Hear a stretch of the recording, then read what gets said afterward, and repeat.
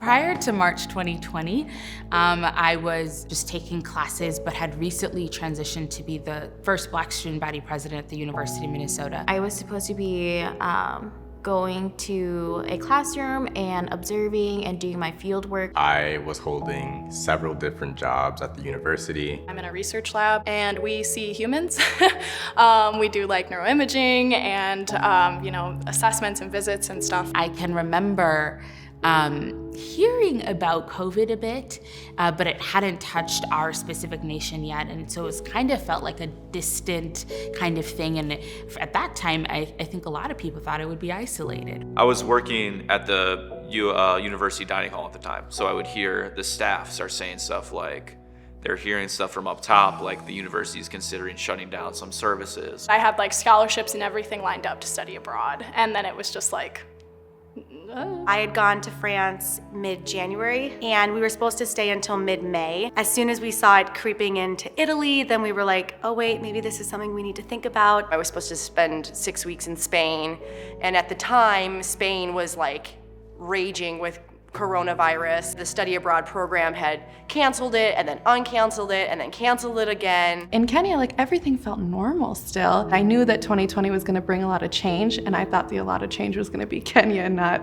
the pandemic. It was like a complete snap of the fingers. All of a sudden, we all woke up one day and we saw that the borders were closed and we had to all leave by like March 14th or March 15th. It was like middle of March, I checked my email, and I got in like all bold.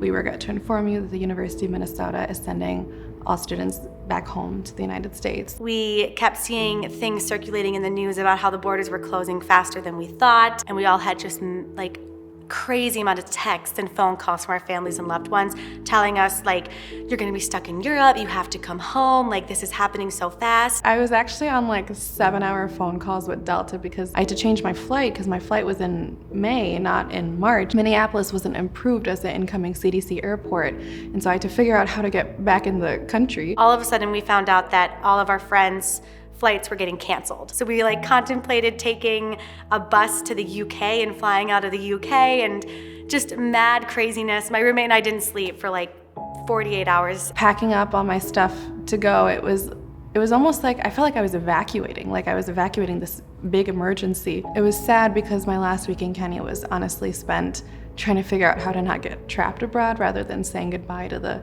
people and country that had become my home. I don't think I had a moment to pause until I was finally in the car with my mom and dad on the way home, and then I just sat in the back of the car and I just cried. I can remember kind of the shift of realizing we're probably not going back. And that was when things started to change drastically and student needs started to accelerate. Our lab kind of just like shut down. A lot of people had summer internships canceled. We saw all the restaurants closing. A lot of students work those hours. They're more flexible. That was financial hardship on a lot of people. A lot of people were just looking for some kind of work going into the next year. Me and another guy went into doing DoorDash, like delivery, trying to get on the gig economy a little bit. It was a very tough time, like thinking from like a systems level, like how do you support students, like a really vulnerable population. We were probably paying the most money and have the lowest income, but we're also the least supported at that time. We were seeing rent fluctuations. We're talking tuition payments. Can I make a payment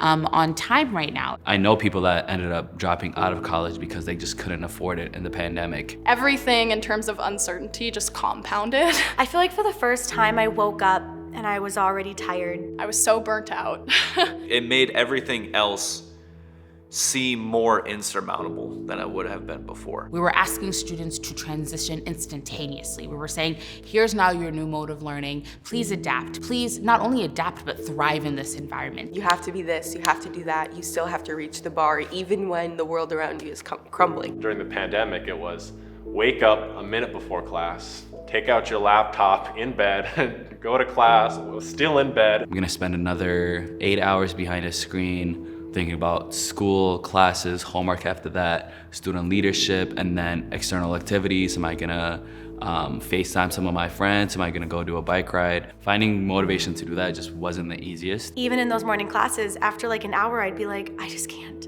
do this anymore. You know, you buy blue light glasses because you're like, my eyes just hurt and my neck hurts and my back hurts. You just kind of feel not worn out because you haven't moved all day, but just kind of gross. We also saw people so eager to be connected with others.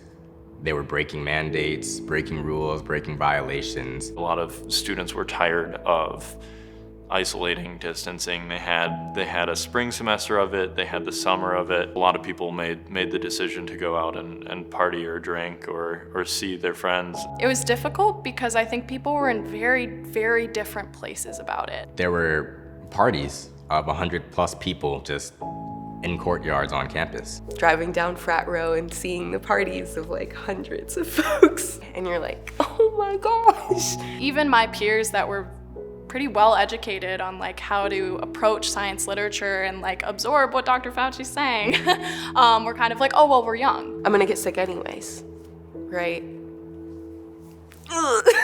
You're in your gut, right? You're like, oh babe, like, we can't do that. I live like right in Dinkytown, so I'm right by all of like the bars and the entertainment scene, and I would see so many students going out like in like September, October, when we knew that we shouldn't be going out and we weren't allowed to be going out. I would see that still, and it was so tiring. We couldn't be going to class anymore, but we could be going to bars. I know, especially in the fall, colleges coming back together really led to a big wave of COVID outbreaks. I felt frustrated, right? I felt angry, disappointed at like every turn, trying to be on campus, trying to like build community or create something that felt sustainable, and then, you know, having folks really like not want to care, right? College students got blamed a lot for being college students. I think that distanced a lot of people from each other. It just opens your eyes generally to like how people get to exist, the privilege of how people get to exist, because they weren't losing people at the rates that we were, right? And they weren't dealing with autoimmune deficiency at the rates that my folks do. As an immunocompromised young person, it was tough to like hold that identity this year. There was a lot of difficult conversations happening in people's homes and a lot of unsafety in people's spaces. So in my house last summer, there were 7 people. I lived in a house with, I think it was 16 people at the time. It was a large community living environment. I live in a house with 6 guys. A couple of the guys had girlfriends, and we had a couple of close friends who would, you know, they'd stop in every once in a while. Navigating 7 young adults' lives during a pandemic to make sure that our social circles are as small as possible is tough. You have all of these roommate groups and people that were maybe picked over Facebook or random roommates. COVID was not what you signed up for in those relationships. You don't naturally function as a family unit, and that's something that in order to make sure everyone felt safe this year, we kind of like had to do. These people need to act as a family and create their shared set of rules, and it's pretty much like whoever is the most vulnerable to this virus or sees their family or other people who are most vulnerable, it's, you gotta make sure they're comfortable. We had to go through all of the steps. We had to rationalize all of our decisions, like, okay, is this safe?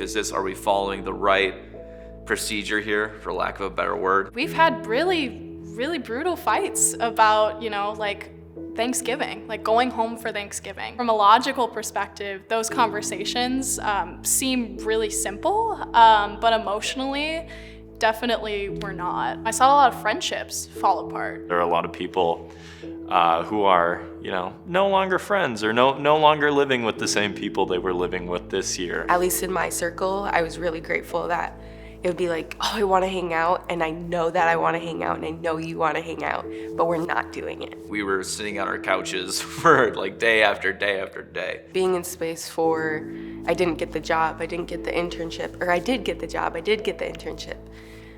and you get the hugs and we go get coffee or food or whatever, right? Like all of those moments felt very much taken away from us. Anybody that's in college right now, I don't think they got the school year that they deserved. It feels like it ended really abruptly. Like I can remember finishing my last final and I was like, okay, that's it. When my brother graduated in 2016, I watched him walk across the stage in a sea full of people in a football stadium. That was all gone last year. My experience was standing up in my living room wearing slides, sweats, a tank top, and I got to do a little invisible tassel, got to walk across the stage. It was not what I expected by any means. Our families can't be there, so everyone's just kind of like, well, then like, what's the point? I feel like I should be more excited about it, so that's the only bummer. Yeah, definitely sucked, that's for sure. It just makes me so sad. And then you add on this, I don't even know if there will be jobs to, prep this resume for and put all this energy into preparing myself to go out into the world. My whole life I've been trained, after you graduate, you're gonna find a job, and the reality is you have to look for a job. So if you don't find a job, you're kind of like, oh. Coming out of college and finding a job, not in a pandemic, is hard. You add those two things together and you just feel kind of stuck. A lot of places are going to hiring freezes. I have a lot of incredibly talented friends who don't have jobs. COVID just decimated the jobs college graduates can get. I saw a lot of students applying to grad school or additional school instead of looking for a job, because it was like, okay, well, school will be there. You like have all these ideas, right? You're like, I'm gonna go do the thing. I'm gonna work really hard, and I'm gonna graduate early, and I'm gonna get my PhD before I'm 30. And like, you have these goals, all of that work in the pandemic. It just kind of was like, haha, just kidding. I'm definitely in like a worse financial position now because of COVID and because of all of that, and I think a lot of college graduates are. These are long-term effects that college graduates right now are going to be dealing with for a while. This like weight on my shoulders and like my chest has been there since last March, and it just hasn't gone away. I still haven't processed how hard it was, and I'm done with the experience now. This one was really out of my control, right? And that's okay. And also it's a delay, just like so many other folks have had. So all of us are like, how can we make the best of the circumstance, right? Yeah.